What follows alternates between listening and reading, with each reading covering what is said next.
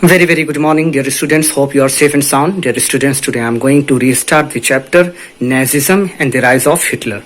So these are four very important questions that I am going to explain today.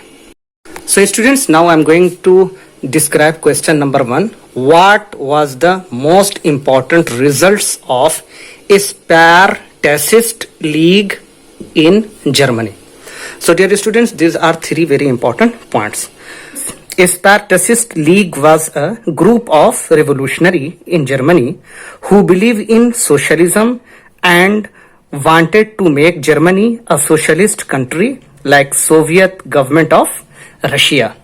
So first point is demand for Soviet like government. Second point is crushing the rebellions by free cope. But their demand was rejected by Weimar Republic. As a result, they rebelled against the government, but their rebellion was crushed by Weimar Republic with the help of an organization called Free Cope. Next point is birth of Communist Party of Germany. So students, leaders of Spartacists were very ambitious and strong. So they founded Communist Party of Germany for reclaiming their strength and hold again in Germany. After that, enmity and rivalry started between capitalism and communism in Germany. So now I'm going to describe question number 2. What was the economic crisis of 1923 in Germany? Explain. This question is very important. So you know that in the year of 1923, Germany faced great setback in economy. As you know that Germany had fought World War I largely on loans.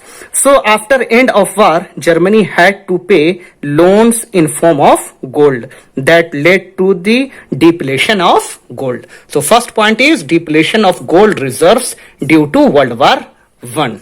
Second point is occupation of Ruhr region by France. And you also know that Germany was forced to pay 6 billion pound as penalty to Allies power. That amount of money was very high, so Germany refused to pay it. As a result, France occupied Ruhr region of Germany that was very rich in coal deposit. After losing Ruhr region to France, Germany became more poor than earlier. Next is fall in the value of German currency mark. One more blunder that Germany did was when it printed currency in huge number. As a result, value of German currency mark decreased. You will be surprised to know that one USD dollar became equal to 24,000 German mark. 24,000 German mark in April 1924, and by December 1 USD became equal to 9 crore 88 lakh 60,000 rupees. 9 crore 88 lakh 60,000 crore. Understood? So you can understand how German mark fell in its value. Next point is hyperinflation and Dawes plant. As the value of German currency fell down drastically, prices of goods and services increased. It is very normal, So people had to carry cartloads of currency only to buy a loaf of bread at the time. But after some time, United States of America helped Germany to get out from this situation by introducing Dawes Plan. Now I'm going to describe question number 3. What was the Great Depression? Very important question. And how did it aggravate economy of Germany? So dear students, first of all, I'm going to describe Great Depression. So the Great Depression was a severe worldwide economic problems that took place mostly in 1930s. It started in America, United States of America, by collapse of Wall Street Exchange. Wall Street Exchange in 1929, and Wall Street Exchange was world's biggest stock market at the time, and it is also world's biggest stock market today. During this time, national income of United States became half. Now you can understand how devastating the Great Depression was. Second point is reduction in industrial production. So it affected economy all over the world, but Germany was worst hit by this. By 1929 to 1932, 1929 to 1932. So by 1929 to 1932, industrial production of Germany became 40%. Became 40%.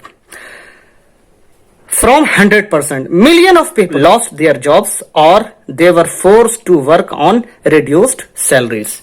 Next point is unemployment up to 6 million people. Unemployment became very common thing in Germany at that time, and around 6 million German people lost their jobs. As job disappeared, the youth of Germany took criminal activities, loot, rape, robbery and dacoity, and became very common in Germany. Next is fear of proletarianization. Fear of proletarianization. So, dear students, medium class people of Germany suffered a lot. They became filled with the fear that they would be poor like working class one day, and they would lose their dignity and hold in German society. So such fear came to be known as proletarianization. Proletarianization. Next question is, let me fix myself first. So question number 4 is, why did people of Weimar Republic in Germany lose confidence in democracy? So you know that Weimar Republic was not liked by most of German people because it had signed Treaty of Versailles that had reduced Germans' power and dignity to zero.